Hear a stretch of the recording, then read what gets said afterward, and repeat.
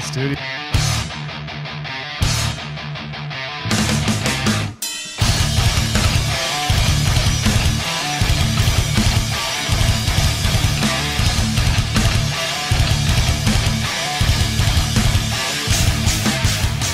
It is Friday, rawmikerichards.com. Hello, everybody. Hey, have yourself a great long weekend, everybody, coming at you on a Friday. Your long weekend on Raw Mike Richards. Yeah. Broadcasting live from the DKI studios in downtown Toronto, 234 King Street East out of the Pacific Junction Hotel. Coming up today, our very good friend, Scott Taylor. He finally escaped from Minnesota, wasn't it? Is that where he was? Yes, Minneapolis, trapped. This is the worst places to be. It's not the winter. No, that's okay. It's kind of like that Tom Hanks movie when he's in that immigrant guy who got stuck in New York's LaGuardia, and he was there for over a year before they could get him out. He lived in the airport for a year. What movie is that? It's crazy, and it's based on a true story. Some guy. How about going to the front door and opening it? They said no, you can't. Your papers aren't right. Well, the country that he was from was going through some sort of war, and they weren't recognized. Oh, wow. He lived in the airport. They helped him. They gave him food from the... Wow. It was weird. What's the name of the movie? Guy who lives in airport. If you put in Tom Hanks, guy who lives in airport. Really? I think it was like LaGuardia in New York. That doesn't sound like a bad... And it's Tom Hanks, so you can't go wrong there. Tom Hanks could literally... Tom Hanks, if he did The Life and Times of Adolf Hitler, you'd come away and go, I didn't mind him. I think he had some good ideas. Yeah. Like Tom Hanks could do anything. It's Tom Hanks, though, yeah, right? Even the one. Remember where he was the captain of the that got pirated by the Somalian pirates? Yeah, Russell always does that. I'm the captain now stuff off air. He does that. He does that with the Uber drivers. They don't like it. Fire away, Russ. What is it? The Terminal. The Terminal. The Terminal. Described as when Viktor Novorsky, an Eastern European tourist, arrives at JFK in New York, war breaks out in his country, and he finds himself caught up in international politics. And then there's a lot more. Crazy. That's not a bad... And I'm telling you, it's one of those movies you can watch, like, you're going to like it. Yeah, you know, it sounds like it. The wife, the girlfriend, the mistress, whatever you got going on, will all enjoy it. Well, maybe not all. Not at the same time. Who's the Asian girl? No. Yeah. I'm not thinking of anyone when I said that either. No, not at all. Hey, Nicole. Hey, Marissa. You enjoying Uncle Mike on the show today? What, sports? Okay, so it's going to be a long weekend, as we know. So Monday, no show. Not that we'll be a no show. I'm just saying that there actually is no show on Monday. Hopefully the weekend weather's good where you are. It's a little sunny today. Well, it looks like it's going to be nice. I don't know so much across the country, so hopefully it's good for you. So we did those sunny day videos. And so when I think of summertime, I'm sorry, still Diamond Dave for me. Oh, when this came out, the first solo album for David Lee Roth, and there was a real division, right? If you're a Van Halen fan, did you like the fact he went on his own? Well, he was Diamond Dave. It was probably destined to happen. And these videos from the Dave TV, awesome. So California Girls, the solo, David Lee Roth on Raw Mike Richards, yeah. Well, these girls I really dig those styles they wear. And the southern girls with the way they talk, they knock me out when I'm down there. The Midwest Oh, yeah. Oh, come on. Look at these videos. They're so good. These are videos, you little moaning little weasels. Yeah.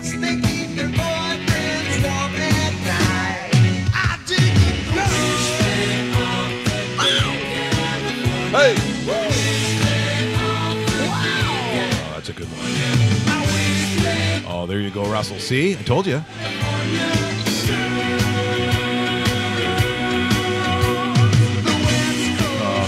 And by the way, in the day, when I went to Fanshawe College, when this came out, I borrowed from another rock and roll drummer friend of mine. I had yellow pants just like that. Yeah, yellow pants like that? With the long hair, and I wore them. Interesting. And it wasn't a costume party. It was like full on. You had the full flow, going from party to party at the end of school, in college, university. Oh my God, I miss those days. Or do I? No, I know. Hey, Jordan, how come your dad's here? Isn't he 50? Hey, dudes, high five. Bring it in. It's like that. What's that movie with Adam Sandler when he does that to his kid? I know my wife watches that movie and goes, does it look familiar? I'm not like that. Even though the university kids, they love us. They love the show. So that is our summertime song today. And it should be a good long weekend. Hopefully it's going to be a good one where you are.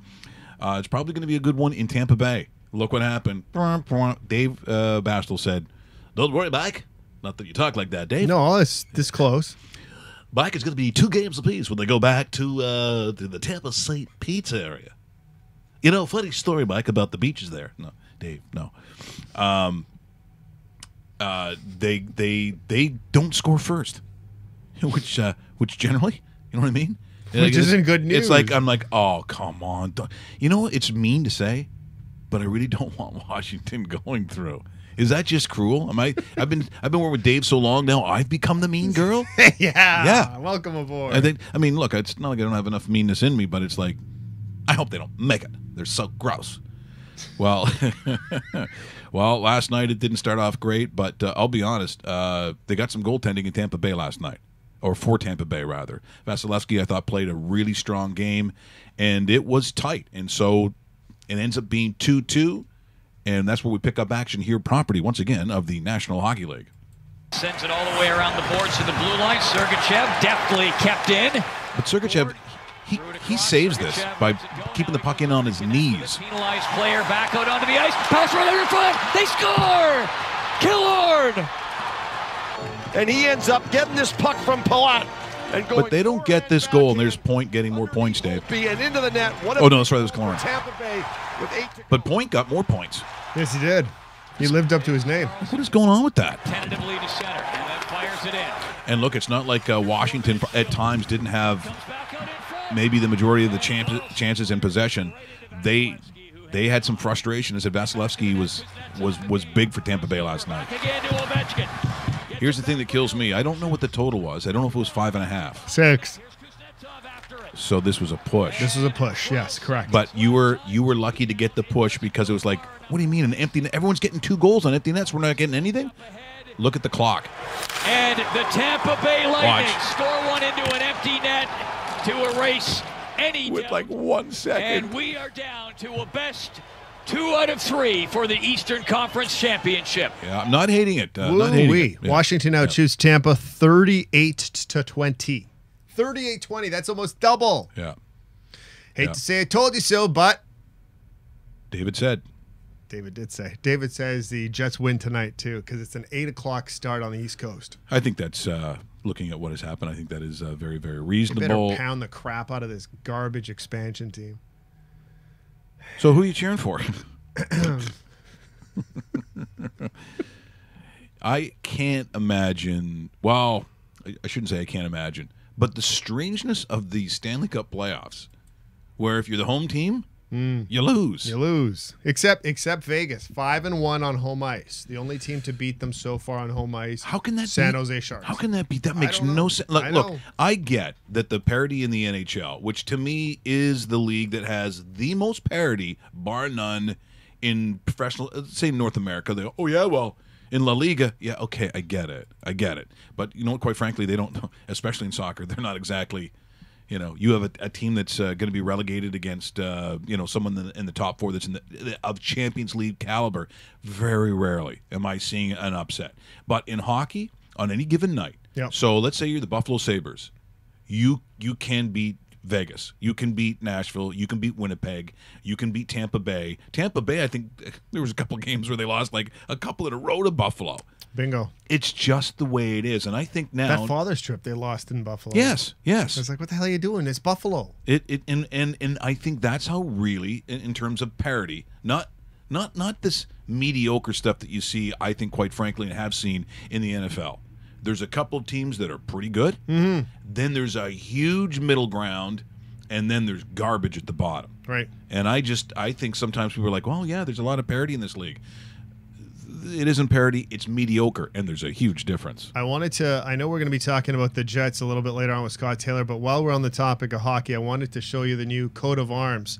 I know I just sent it to Rusty here. For the Winnipeg Jets, it's new coat of arms for the province of Manitoba has been slightly altered in the last 24 hours, and this is what it looks like right now. So if you see this flag in the capital city of Winnipeg, don't be shocked by it, because they have changed it up for the next little bit. The Dustin Byfuglien carrying the two stooges from Vegas, because we never actually showed that on, like, we didn't.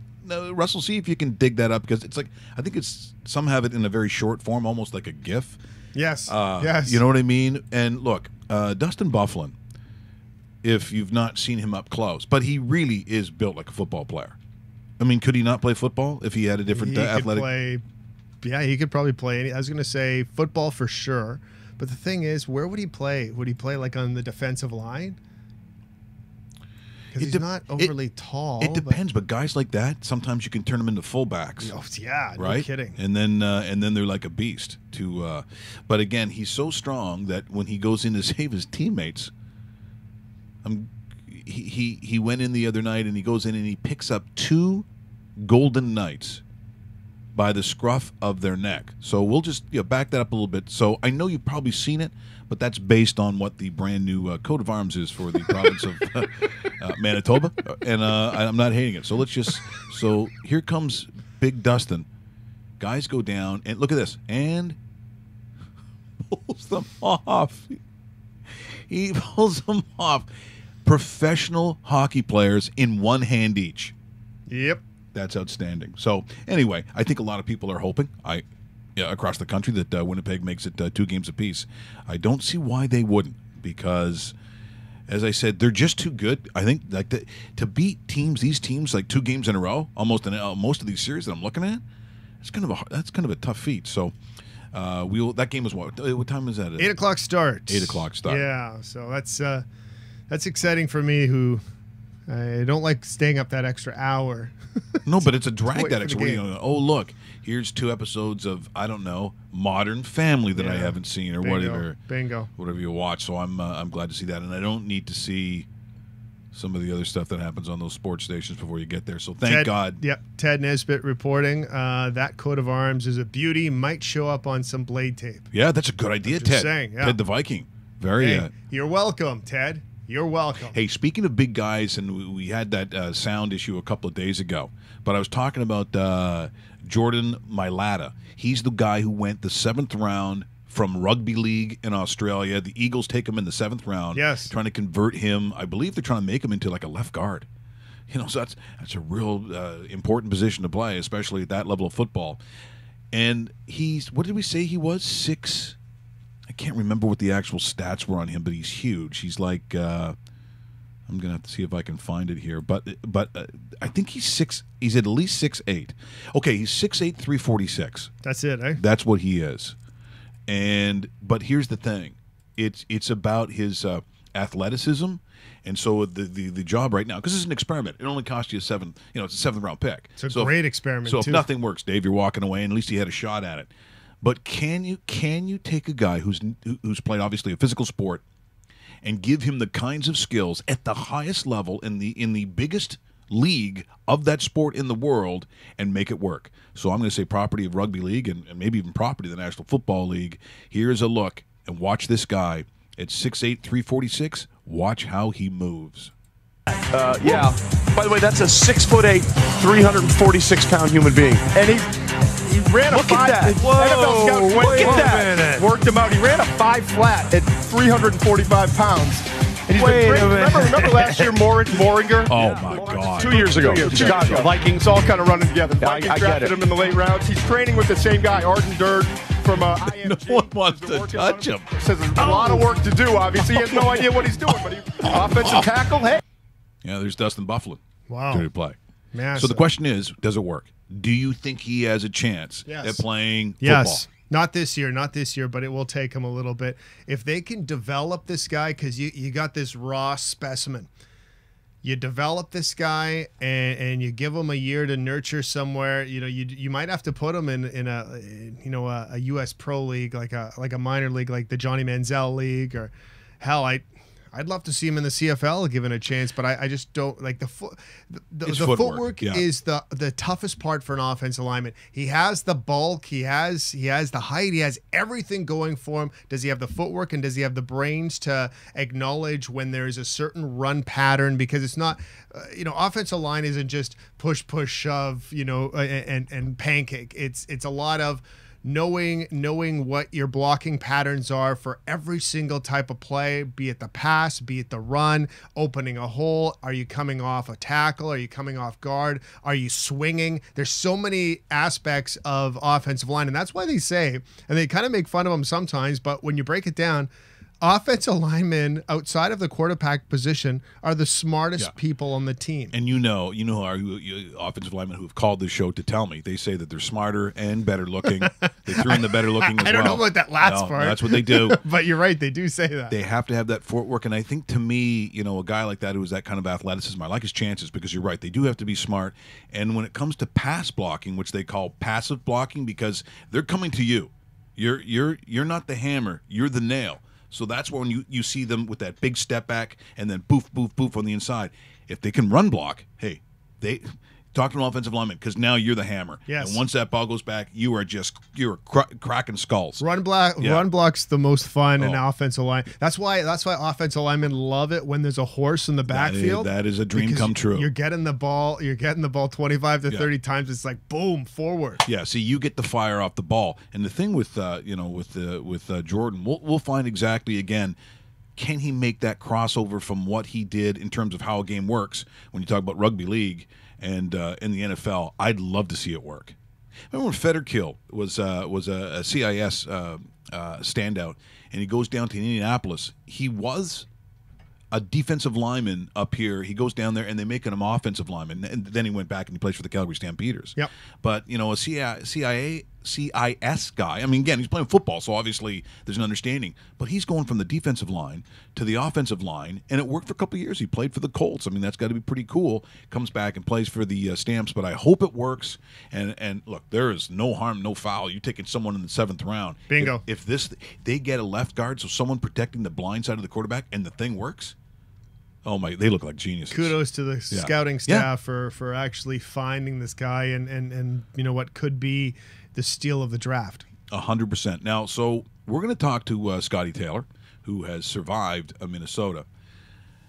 But as we talk about the blind side and protecting the quarterback, so this is 2011. The Blue Bombers go into Hamilton, and Buck Pierce is their quarterback. Now, Buck Pierce is a really good athlete, and he is a pretty smart guy. But if you don't get any protection, I don't care who you are. I don't care if you're Tom Brady.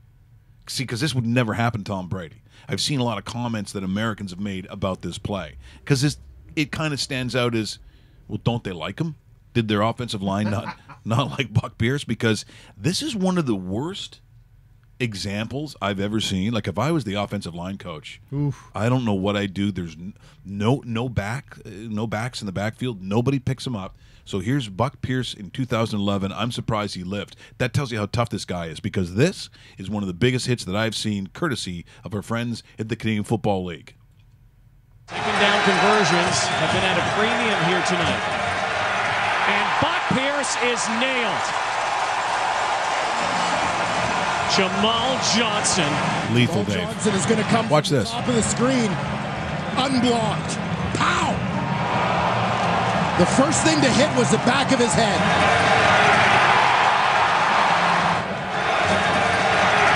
Oh, jeez. That is not a word of a lie. I was at the game. It was in Hamilton. My wife at the time was working for the Score, and we were able to get seats from somebody high up there, and we were on the 50-yard line. I had a front row seat at it, and once he was hit, well, you could actually see it coming because it was untouched, as you saw, and it was one of the biggest quarterback free hits I've seen in a long time. A long time. Like, what do you say to your offensive line or the rest of the team as you're being helped off or whatever? You know, obviously there's, I don't recall, but I'm sure there was issues of concussion. I mean, there just has to be when your head snaps like that. Well, Bucks had multiple, right? Yes. And so, what do you say to you? Like, if you're a fullback or a running back, like, do you go to the hospital and go, hey, Bucky, hey, Buckster, Buckamania, yeah, the Buckatola took it. Like, I don't know how you get out of saying, geez, I'm really sorry no one blocked for me on that play. I don't know. We just kind of gapped. It was just kind of weird. By the way, is that soup over there? Because it looks really good. Is the food good here at the hospital? Because I'm sorry, are you crying?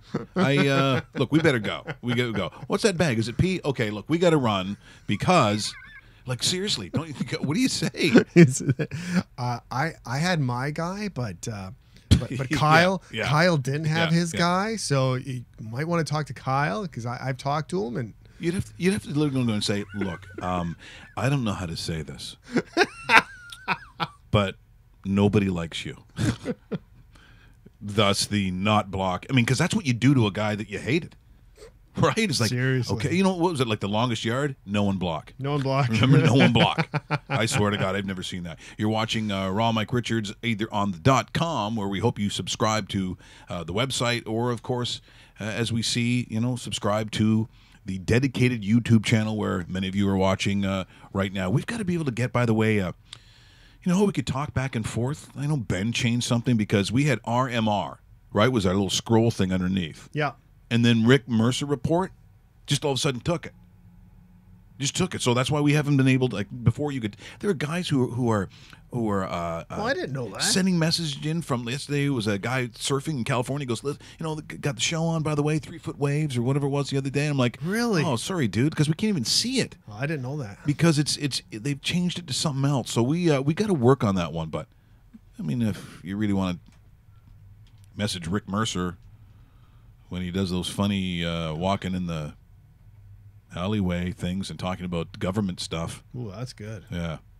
Yeah, I love the political humor. I mean, it's so true, right? I've never done it in my life. It's like, name the people that I've actually imitated that are politicians. I did Trump, but before he was president, and I hardly do him anymore just because the politics is just, well, politically, we're not politically savvy. No, or correct. Or correct, which is why I use the term government stuff. Yes, like, yes. Ooh, look at these pundits. There's another word. Okay, now John Wells has been around for a long time, and he was one of the CBC, starts at CBC and ends up being sort of the guy at TSN. Towards the end, it gets harder for everyone to call games. I don't know why because at some point you can't figure out what is going on, that the game actually is still going on. Some of the players are confused that the game isn't going on. But the fact is, speaking of things, Winnipeg, their head coach, Michael O'Shea, and I like Coach Osh. Osh has been, since he was coming out of Guelph as a linebacker. This guy is a gamer. Here is what makes the CFL one of the most interesting leagues literally in the world. We know what happens on a missed kick. And Matt Kellett, in this particular game for the BC Lions, in missing kicks, was really, really good.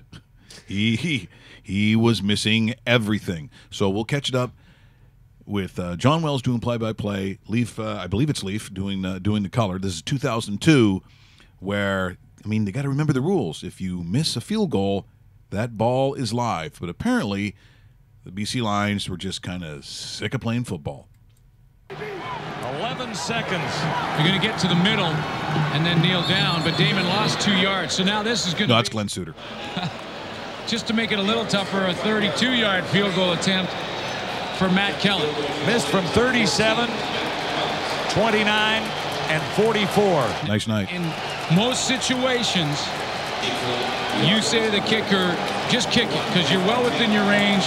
We kick the field goal, and we get it through. Yeah. You wonder, though, with the way Kellett's been kicking, he doesn't say pound it, so that if you miss the kick, just right at the end zone. Kick it through the end zone. Well, and too deep in the end zone, including Noel Prefontaine back there. So the Argos will try and ice the kicker, and that may not be too hard to do. Well, he's in. Ouch. Thanks, John. Because he's You bastard. way all game long. So this is just to add just a little bit more pressure on him. And Matt Kellett right now probably feels like he weighs about 400 pounds. He goes into the books at 200, but there's enough pressure on those shoulders right now. Well, don't forget, Kellett came into the game 5 for 5. It's been an 0 for 3 nights. Here we go. It happens to kickers sometime. And here we go. Wider through the end zone, a chance for a tie. Kellett is up. Wide. Prefontaine has it in the back of the end zone. Okay, game's still on, boys. Kicks it out. John stops talking. Chasing it. Oh, look at that. Oh, gets out of the way. And there's no opportunity here. The Argos take it all the way the other way on the kick out by Noel Prefontaine. And that's Mike O'Shea crossing the goal line. Argos win, folks, in spectacular fashion. Noel Prefontaine. Although you couldn't tell from the announcing because it's like he didn't know the game was still going on. Didn't he say on the kickoff? Matt Kellett, it was just so weird. One more time for more agony. This one is long enough wide, but Prefontaine at the back of the end zone, Glenn, made a terrific play to catch the ball. Well, he did. Let's see the hold, because there has been some problems here. The hold looks good. Straight up and down. The hold is there.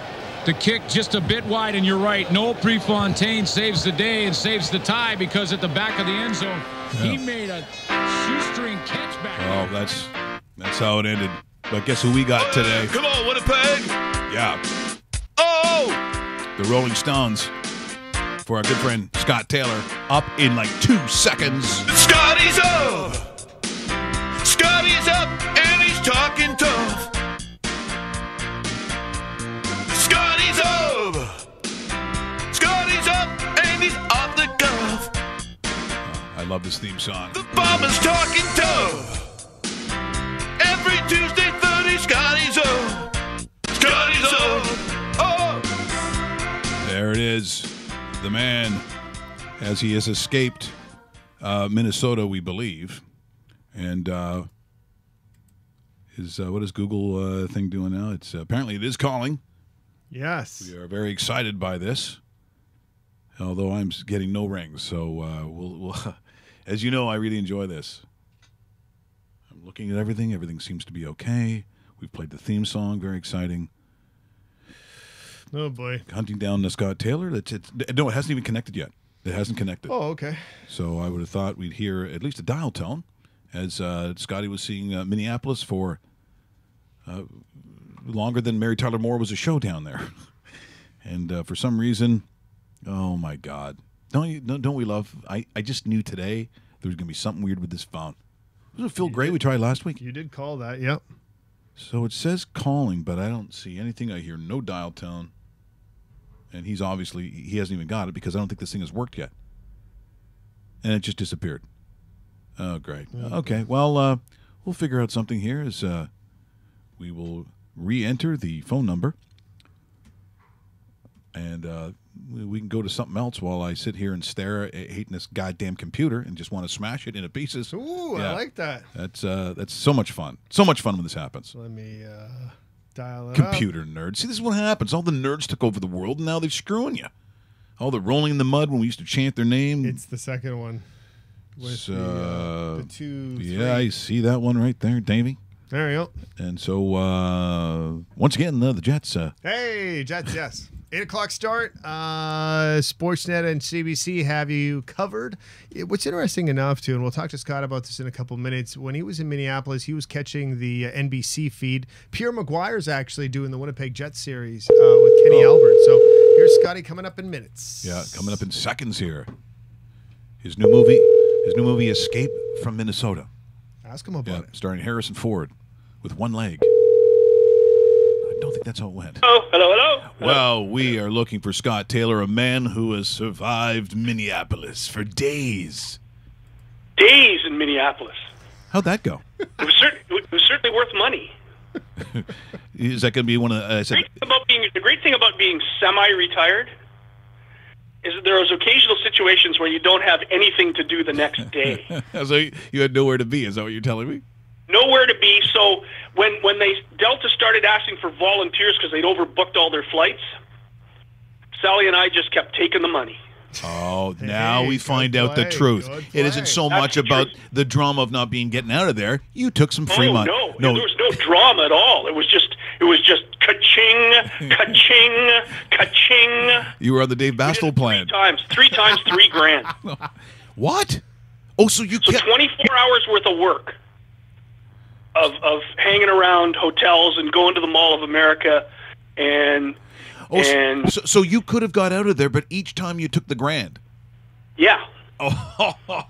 That's well played. Okay, this changes the story. No, this is good. As This they, makes the story Yeah, it better. completely changes the story. as they like to say, it changes the narrative. People are big on saying that now. The narrative. Changing the narrative, yeah, right. So not so much... You and CNN. Not so much panic, more cheap. More cheapness. Oh, God, it was... Trump's America is wonderful. It's all about grifting, right? Well, there you go. So you made it out, and so Dave and I are talking, and we're thinking that this thing comes back to tied 2 games apiece. Well, we're certainly hoping. Yeah. I mean... But it's not a long shot. I mean, that third... on this. That, Ka-ching, ka-ching, ka-ching. that third period, they were all over them. Third period. Yeah, and they were all over them most of the second period, too. They were all over them. The second that Paul Maurice gave them that tongue lashing during the TV timeout, Yes. every now and again you got to yell at somebody, right? Well, that's what I've learned. And and Maurice finally stopped being Mr. Stoic, everything's fine, Paul Maurice, and actually yelled at somebody who makes a ton of money, and they seem to respond. I don't think you can do that every day at every TV timeout, but if you pick your spot, I think you're okay. And they were a pretty dominant team from, I think, the 10-minute mark of the second period. So if they come out and do the same thing again, I think they'll be okay. But Vegas, a team that can score. I mean, people look at Vegas and go, how did they get so good? Well, Jonathan Marchessault had 30 goals last year. Mm-hmm. It wasn't like he was a bad player. Eric Holla was maybe the fastest guy on the Wild. Alec Tuck had nothing but future in Minnesota. I mean, there's a lot of good players there. Can Marc-Andre Fleury play as well as he did this last game? Because I'm Sure. I'm almost thinking, great game, great year for Fleury, but he can't possibly go back to back like that, can he? Yeah. Goalies get confident. I have had an NHL executive very highly placed once tell me we call it the Stanley Cup playoffs because we can't call it goalie. Well, and here's the other thing. And the reality is that if you look at the history of the Conn Smythe Trophy, most of the winners have been goalies. Yeah. Dave went over his numbers the other day. He went over Marc-Andre Fleury's numbers, what he's achieved, the hardware he's won, including the number of Stanley Cups, just what the number of wins. Yeah, 400 career wins, exactly. And we're looking at it, and I'm saying, well, if you're just one of these people that argue about getting to the Hall of Fame by the numbers, by those metrics, then he should be in the Hall of Fame someday. No? Of course he should. Yes. Yeah. Based on the numbers alone. You can say whatever you want to say.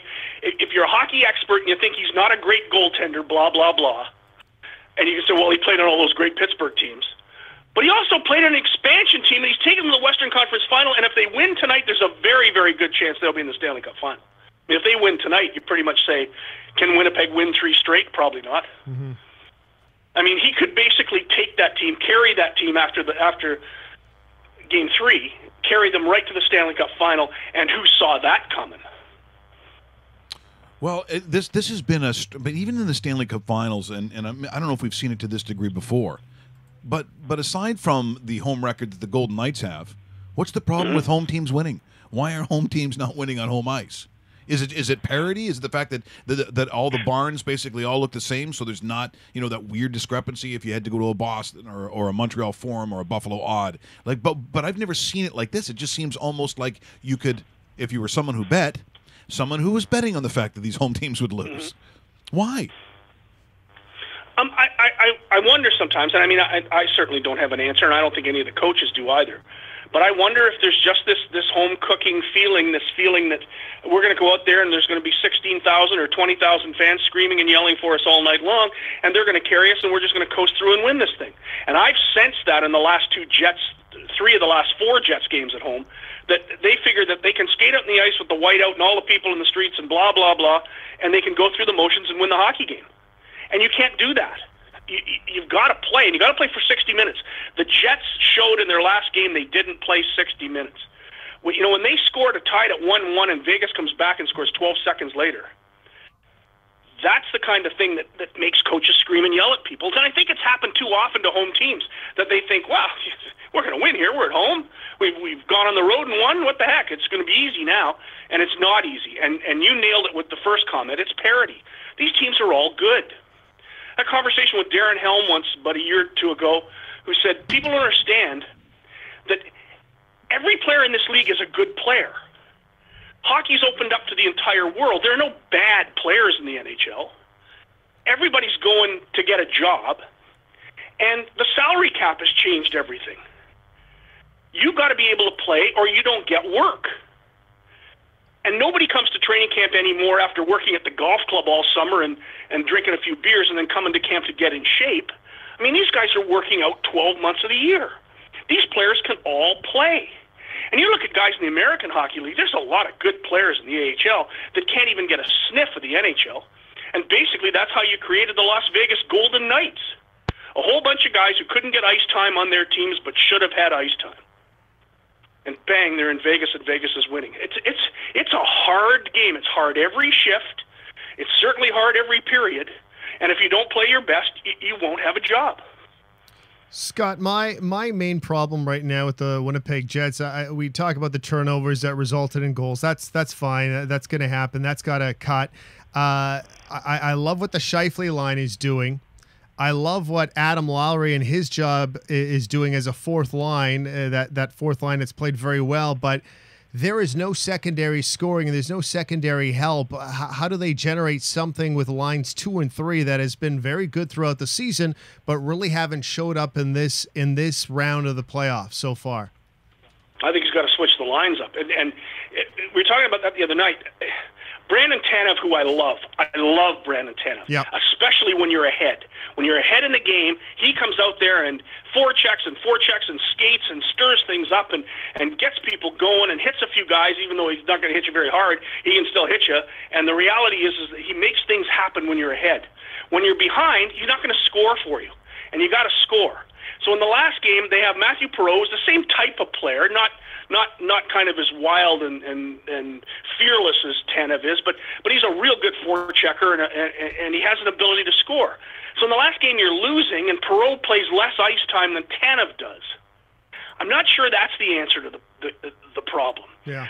I really think that they've got to put guys together who can make something happen in the offensive zone. And at some point in time, Perreault's got to get more ice time than 14 minutes. I just think that and Paul Maurice knows this better than I do, so I'm just sitting here trying to make something up for radio, TV / media. But I think that the problem is that they've got to get people moved around. I think the other problem is there's something wrong with Patrick Laine. Yes. Yeah, I think there's got to be. He looks hurt. Yeah. Coaches all talk about being strong on your stick. So a player like Wheeler, for instance, or Scheifele, they get whacked and hacked and smacked, and they still hold on to the puck. You just have to give Laine a little check, and the puck's gone. Which is not the way he played during the year. Exactly. Which is it's not right. the way he looked. And here's another interesting thing to Scott. Is I tend to always respect the coaching fraternity, and I look at the 4 guys that are in there now with Trotz and Gallant, Cooper, and Paul Maurice. They all have a very different way in which they've actually got to where they are now. There's a different perspective from each of those coaches. Generally in sports, you find as you get closer to a final that there's a similarity in the way in which the guys handle their teams. But I look at these 4. All 4 coming from 4 very different places, 4 different perspectives. I think that's kind of cool, and one of the reasons why I really enjoy the National Hockey League. Oh, absolutely. And the way their teams play, I think they'd all like to play the same way. And the one thing that they all talk about, and every one of them talks about it this way, is how our team looks. Like every team kind of, to the coach, maybe not to the fans, maybe not to us in the media, but to the coach, a team has not just an identity, but a way it looks on the ice that the coach knows that his team's playing well. And they all bring that up. It's very interesting. That's where coaching's come with all of the... you and I remember, I don't know whether you go back far enough, David, because you're just a young buck. But Richards and I remember when coaches were guys who came out of the league and they showed up behind the bench and they patted everybody on the head and said, go play. Basically changed lines. And then in the 70s and 80s, everything started to change with all the coaching clinics. And Dave King and these guys changed coaching, hockey coaching, from opening and closing the gate to systems and video. Roger Nielsen was the first guy big on video. And the game changed. So all these coaches have all gone to the clinics. They've all grown up in coaching. They've all given their clinics. We now have coaching certification right through all of Canada, and the United States is doing the same thing with USA Hockey in a different sort of way, but the same kind of concept. You have to be a professional coach, and despite the fact they've all come from different places, despite the fact they're all kind of different guys, the reality is the stuff that they do and the things that they look for are all the stuff they've learned throughout A, careers, and B, doing all the work they do off the rink. Well, I think it changed. And it really has changed the game. It changed in 1972, Scott. 72 changed the world in the way in which hockey was played. I believe that totally, that what the Russians brought, we had never seen before. You talk about, you know, what the kind of shape that they were supposed to be in. You know, there's all kinds of great quotes from the Canadian players saying that you know, the Red Army, the Russian hockey players used to run around the hotel, if you want to call it a hotel, where the Canadians were staying at like 6 o'clock in the morning, and some of them said, "Hey, by the way, we were just coming in at 6 o'clock in the morning." You know, they you know, Von Cornway saying, "I don't think we were in the shape we were supposed to be in." And yeah, we kind of noticed that in game number 1 when you scored the first 2 or 3 goals, and then it was like, wow, maybe we're fat. Are we fat? Do I look fat in this Maple Leaf? Yeah, that's right. Was it the 3 months in Muskoka eating steaks and bacon and beer? Was that not the right way to go about September? And it just we just don't. That looks. I mean, I would think kids now. Look, there's 10-year-olds who do dryland training. Like, to me, it's gone too far the other way. To me, it's too specialized. The kids play one sport. They don't get enough of being an athlete like Gretzky or anyone else from the day, or Gary Roberts, where they're playing lacrosse and they're playing baseball and they're playing whatever sport you want to play. Now they do one thing, Scott, and if they don't make it, it's trauma for the whole family, and I think that's too far. I think it's wrong. There's a family here in Winnipeg. I love them to death. Great people. And they're relatively well-to-do. They're doing fine, and their sons love hockey. Their sons are not old. They have both been remarkably successful in terms of kids that are 14 and 15. They have 4 personal coaches. Oh, God. They have a skating coach, a strength and conditioning coach, a coach that basically just coaches them on dry land and running and skating, a full-time like skating coach, and then they have a mentor. Oh. Now, they've been remarkably successful because mom and dad had the dough to do that. Not every kid gets to do that. But I sometimes look at the Geekies. Morgan Geekie was a real good Western Hockey League player, and his brother Noah, who was a real good junior player who could have gone to the Western League. They both played baseball. Mm-hmm. And Morgan's been drafted. He's got a chance to play in the NHL at some point in his career. And Noah just said, nope, I'm going to baseball academy. I'm playing baseball. Those, to me, are the kids that have had a better childhood. They've had the opportunity to play other sports and get a taste and find what they like. And they can make their own identities. They were given opportunities to play, and they played. The Moffats in Manitoba, great hockey players. They're also great baseball players. They've got a choice. I really don't think it matters if you play 12 months of the year. I don't think it matters at all. What, 1 out of 200,000 make it anyway, or whatever the number is? Yep. I don't know exactly. It's like 2.5%. 2.5%. So the reality is do something else, because you might want to do it later. You might come to a point in your life where you think you could be more successful with the other game or games. I get a real charge out of the Bo Jacksons of history, right? Yep. Yeah. Deion Sanders, guys who could have played 2, 3, 4 sports, played 2 as professionals. To me, those are the remarkable athletes and the kids that you really get excited for to watch their careers go. And there's still lots of Canadian kids who are good golfers. There's a ton of hockey players out in the West that are really good golfers. Scotty, we're going to run short on time. I want to get this in, though. Okay. We just played a clip of, was it 2011 when Buck Pierce was in Hamilton and got cranked by an offensive line who apparently didn't like him. And that's the difference between the Bombers then and the Bombers now. The Bombers will win the Grey Cup because the offensive line is the best in the CFL. There you go. Bye. Yeah. Have a great long weekend, sir. That is fantastic. Guys, have fun. All right, see you, Scotty. That is Scott Taylor. There you wanted an answer. He gave you an answer. I wasn't expecting that compact. I think he's on the mark. I think this is going to be a good CFL year. Like I'm looking forward to it. I think there's the teams aside from Montreal. By the way, I'm not crying. C'est dommage. No. Yeah. Oh, yeah. Hey, ooh. By the way, speaking of that, I know we were talking about that the other days, and Scott just brought it up right now. The Stampeders are paying an even 3 to win the Grey Cup. Edmonton comes in at number 2 at 5-1. The top team rated right now in the East Division, the Hamilton Tiger Cats, are a 6. That is if you're an Argo fan, Bombers are a 7. You're like, wait a minute. Yeah, exactly. We're the defending Grey Cup champions, and we're not even tops in the East. Oh, you know what? It's funny. People say, well, we're going to play the us against the world card, and so there are times where you could use that. The Argos, 100%. That's where you can use that because the world does not believe that you're the best. And then sometimes I'll hear teams like Cleveland, like LeBron saying, "We know how it is, so we're just gonna, it's us against the world." No, see, that's like, well, when in Rome, no, that doesn't really apply. See, you're the best player, like maybe ever. And wherever you go, it's perceived that you and your friends will win a championship. Here's just the hard reality. If you're LeBron James, you never get to play us against the world. Never. You never get to play that card. You are the world. You are the world. And so, I'm taking a look at this us against the world usage. The Argos can use that because there they are, defending Grey Cup champions, and they're not even considered to be the best out of the East.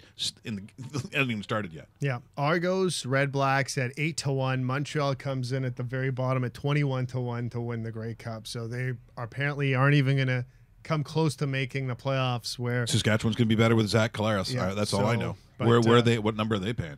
Shout out to the NBA for not having a very good schedule. They don't play yesterday and they don't play today. No games on the schedule. Useless. For back-to-back. At least the NHL has that. I don't get it, Dave. Where it's like 1 and 1 and 1 and 1. Here it is with the NBA where they are in the exact same situation and there's 2 complete nights off in between games of 2 series. Here's apparently someone else who doesn't get it. This actually is in a category of, I like the story. We've all seen the Shawshank Redemption. We've all seen it. We all cheer for Andy Dufresne, the bad, obviously the bad warden and the mean guards, and getting to meet up with his friend at the end in Zihuatanejo with Morgan Freeman. Yes, that's his friend. Now, this maybe isn't Shawshank, but here's a guy who thought pretty quickly, Dave. He escapes from prison, and he's pulled over by a cop. It looks like a state trooper. And he thinks very quickly and decides that he's going to give him the story on the fly, on the side of the road, that he's a jogger. Here's the best part about this story. It worked. Devil. Is he you live around here, boy? No. Where you live at? Down the road by Pineville. Pineville? Uh-huh. Okay. Do you have any form of identification on you? No, man. What's your name? Robert Jones. Robert Jones? Uh-huh. Robert Jones. Am I supposed to be on the tracks? No, that's not the problem right now. What's your address? I don't have an address. I'm at the hotel. We're working on houses and stuff like that, the roofing. Roofing? Yep. Okay. For my brother. All right. He's out of breath from running. Oh, shit. Where from? Prison. There's a prison here? Yeah. There's a prison here? That's incredible. It's hot. Hey, this is Carl. Subject wear glasses?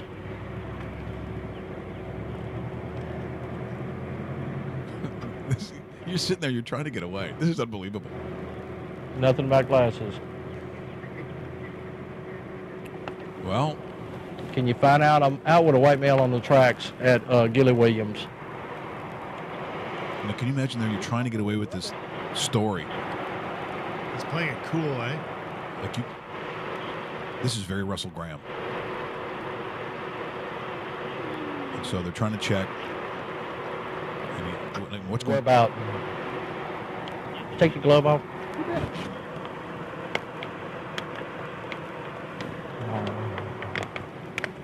Any tattoos or anything? Flip it over. No, no, he's clean. Oh, no tattoos. Jesus. I'm 50 years old. How old is your guy? You're how old? 50. I was born in 56. He said born in 56. 58. Any kind of details you can give me, huh? So they keep going through it, and guess what? This is going to work. And I didn't realize there was that much dead time on this thing, but would you come up with something that quickly? That's tough, man. I think I would. I think you have to be comfortable with Yeah. as George Costanza said, it's not a lie if you believe it. It's true. I don't know, man, because you like what as the criminal, he's on the line with somebody that's trying to give him information about him. How could you not want to turn around and go boom? Because you're going to beat the guy in a race, but then you're finished. Helicopters, whatever. Bingo. That's good. But it is very good. That's so, really ladies and gentlemen, what are you sitting on your hands? There you go. Let's clap. Look at Russell. See how jealous he is. Not even He won't trying. even clap even for a criminal. Holy smokes.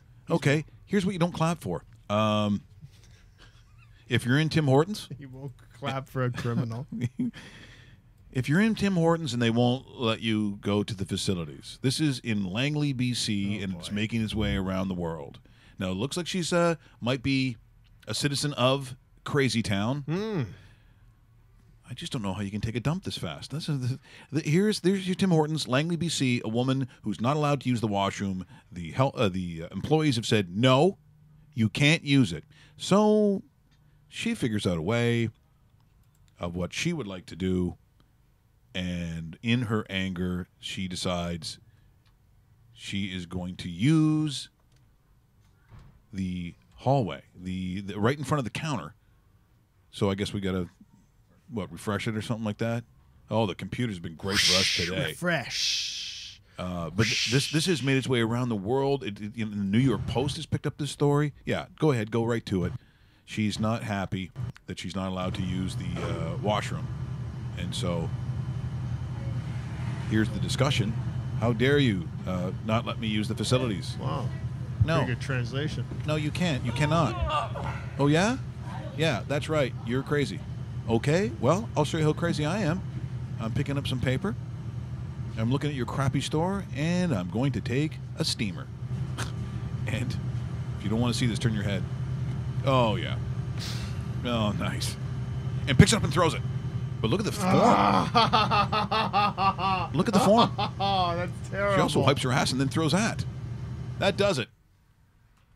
This went around the world. This was Canada. Should there be... They couldn't say it was like Langley, Washington or something? Well, look, it is BC, so woo-woo. But Canucks fan? would you... Oh, yeah, for sure. And the Sedins should have never... Yeah, okay. They never should have traded Roberto Luongo. That would be quite a statement. What was your question? Would I ever what? If you're working in that store and someone takes a dump and then throws the ball of shit at your head... Oh, boy. Like, what do you do? Now, if it's a woman... You're not hitting me. It's a woman. Guarantee you that. You can't... Well, no, you will not hit me ever. Russell, okay, let's make it more of a Russell question. Do you have the Russ cam? Do you have the Russ cam? Woman gets mad. She takes it. It looks like about a 2-coiler, and then she picks it up and throws it. What would you do? Is the Russ cam not work? No, it's okay. Here. There we go. He's thinking of his answer. Yeah. He's never been asked this. If it hits, I probably vomit on spot. But Really? Can you do that? That's a tremendous. Can you vomit on spot? No, but great I party would be trick. so disgusted that it would probably happen. That's your reaction? Is you just throw up on yourself? Well, like, I wouldn't know what to do because she does it and she's gone. Like, I don't know if I'm chasing her. Like, especially if it hits me. Like, I'm trying to get that Like off I'm still as chasing quick her. as possible. I'm still chasing her down, Dave. I don't care if like I'm still chasing her down till the police get there. Are you doing anything? I have to do something physical. Like you can't. Obviously, you can't hit that person. Yeah, if it was a guy, it would be a different scenario. If it's a guy, you might. It could be bad. You dive over the counter and pound away. I know what I would do. I know kind of like Alfred on the new Joker. Oh yeah. Oh, Alfred. I like this Alfred. Alfred's awesome, eh? By the way, I'm in love with Lee. By the way, every time I see her, I have these romantic feelings. The series finale was yesterday, and I haven't watched it. Okay. But the 1-2 before was. What an outstanding finish. I don't know when you... I watched it. I've watched it. I watched You're it up already. to date? Yeah, I like So you Gotham. saw the... Oh, I couldn't believe that. I thought they were... Anyway, okay, I don't want to talk anymore. Marina Baccarin, or whatever her name is, who plays... she's dating... Jim Gordon. Jim Gordon. They have a baby together, In apparently. real life, yeah. Look at the stuff we know. Yeah. Huh? You don't get that anywhere else. What is this, The Social? Much better looking. What? The Show Show? The Show Show? That's a good name. You want to go do karate in the garage? Yep. Yes. Here we go. It's I'd like to thank our good friend Scott Taylor. We actually finally got through the magic of technology. See, and here I was thinking that people had messed up, that he had a difficult time for some reason getting out of Minneapolis. And the real truth is, he's cheap. Every time they kept offering $1,000 if you wanted to stay, he kept staying. Let's get ready to rock. Well, now I know he's got an extra $3,000 when we go to Winnipeg. Yeah, we're going to the Cactus Club or the Palomino, and it's on you, pal. Great to have him on. Have yourself a great long weekend. So therefore, we're back on Tuesday. Sunshine, booze, and fun, and David Lee Roth and necking. Forget the last part.